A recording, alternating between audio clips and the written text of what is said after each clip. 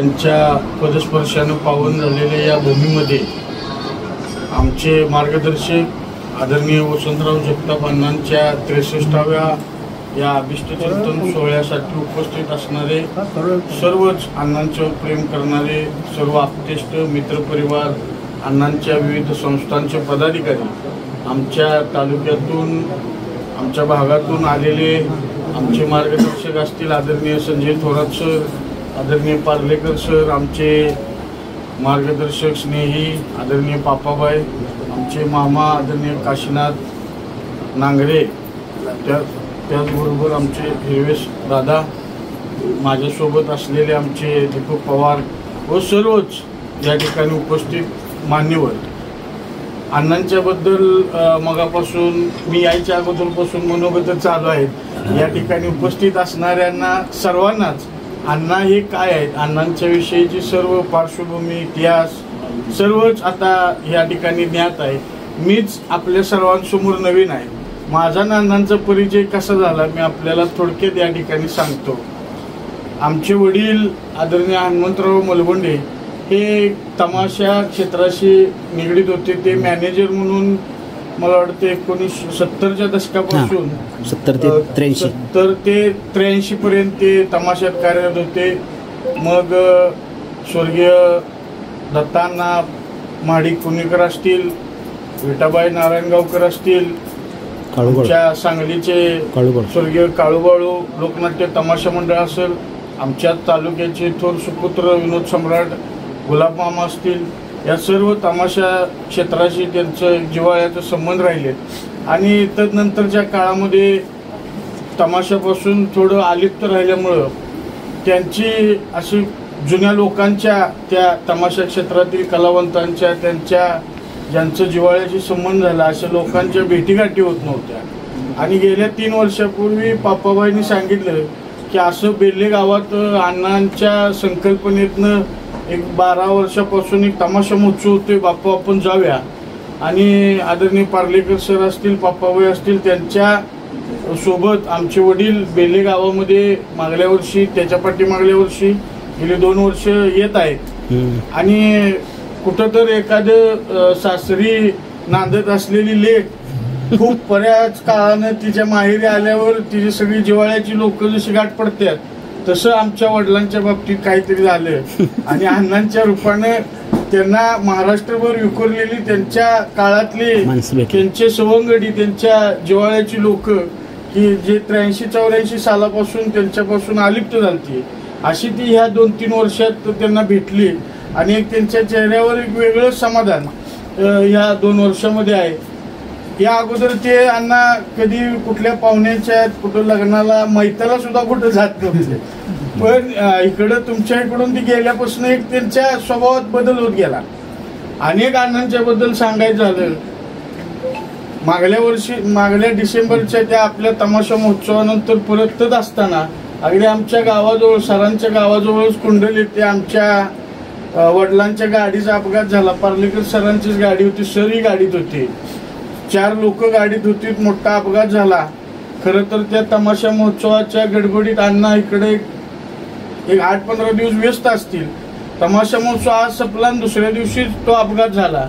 एवढ्या घाई गडबडीत अण्णा त्या दिवशी संध्याकाळी बातमी समजल्यानंतर इकडं सांगलीकडे आले.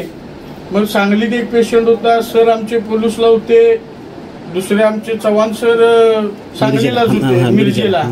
मग असे सगळे 4 पेशंट 4 ठिकाणचे बघून अण्णा रात्री 1 वाजता दवाखान्यात आले. जिथं माझे वडील ऍडमिट होते इस्लामपूरला कोयना मल्टी स्पेशालिटीला, तिथं अण्णा आले. त्यावेळी मला माझी पहिल्यांदा भेट झाली. पापाबाईंनी माझी ओळख करून दिली. एवढ्या व्यस्त कार्यक्रमातनं, एवढ्या ह्याच्यातनं आपली सवंगडी एवढ्या लांबून आलेत आणि त्यांचा अपघात होतोय. या जिव्हाळ्याचा विषय किती असू शकतो आणि एक मैत्रीचं नातं काय असू शकतं हे मी त्यावेळी जवळून पाहिलं. आणि अण्णांच्या रूपानं खरोखरच माझ्यासारख्या एका युवा कार्यकर्त्याला एक मार्गदर्शक मिळाला. तो दिवस आमच्या वडिलांच्या दवाखान्यात अण्णा ज्यावेळी भेटीला आले तो होता. रात्री काल संध्याकाळी मला थोरात सरांचा आणि पापाबाईंचा फोन आला होता, तुम्ही येणार आहे का, निघणार आहे? म्हटलं मी काल आमच्या इकडे अण्णा 32 राळ्याला जगप्रसिद्ध अशी नागपंचमी असते काल संध्याकाळी 8 वाजेपर्यंत तिथं होतो. मग सरांचा फोन झाल्यानंतर सरांनी मला फोनवर सांगितलं, मला तुमचा सगळा जीवनपट थोडक्यात सांगितला. पण अण्णांनी केलेली सुरुवात, अण्णांनी सहकार्यात ठेवलेलं पाऊल, अण्णांनी विविध संस्थांची केलेली उभारणी, या उभारणीतून जी आपल्यासारखे सर्वच लोकांना, सर्व स्तरातील लोकांना अण्णांनी एकत्र केलं, असं एक लोकांचं परिवार निर्माण केला.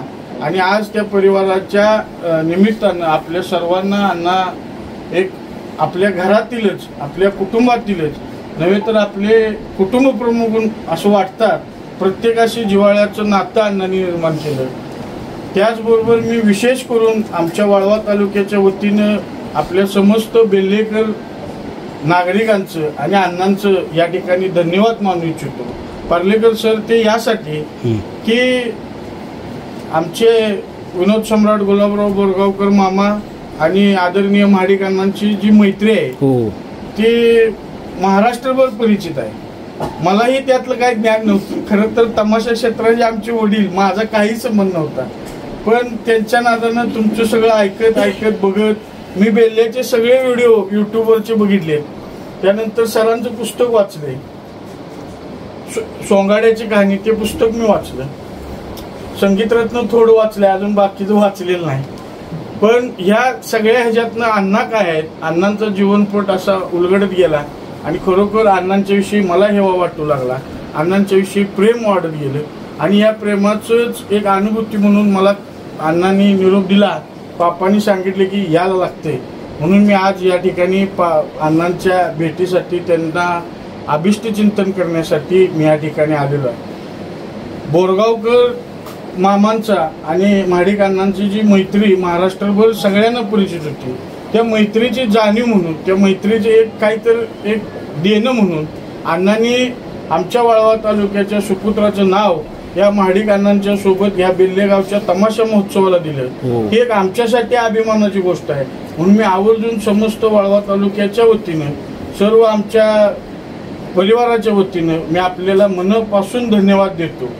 त्याचबरोबर मी आमच्याबरोबर आलेले सर या सर्वांना आमच्या विनंती करतो की आमच्या वतीनं आम्ही एक आपला छोटासा या ठिकाणी सन्मान करू इच्छित आहे. माझ्या सर्व मुलगुंडी परिवाराच्या वतीनं, माझ्या शिवसेना पक्षाच्या वतीनं, माझ्या संपूर्ण मित्र परिवाराच्या वतीनं मी आई तुळजाभवानी चरणी प्रार्थना करतो की अण्णांना उदंड आयुष्य लाभावं आणि अशी समाजाची सेवा करण्याची संधी आईने त्यांना द्यावी. त्याचबरोबर अण्णा आता सांस्कृतिक क्षेत्राशी झालं, सहकार क्षेत्राशी झालं, आपण जरा आता राजकीय क्षेत्राकडे वळूया अशी मी अण्णांना या प्रसंगाच्या निमित्तानं शुभेच्छा देतो. या ठिकाणी उपस्थित असणाऱ्यांचे मी मगापासून बघतोय, मी एवढा सिनियर नाही, मी छोटा कार्यकर्ता आहे, शिवसैनिक आहे, पण इथल्या लोकांच्या चेहऱ्यावर बघितले की अण्णा तुमच्याविषयी असलेलं प्रेम ही प्रकर्षाने जाणवते आणि ह्याचा उपयोग करून आपण आता राजकीय क्षेत्राकडे वळावं अशी मी आपल्याला या ठिकाणी या प्रसंगी निमित्तानं विनंती करतो आणि थांबतो. जय हिंद, जय महाराष्ट्र.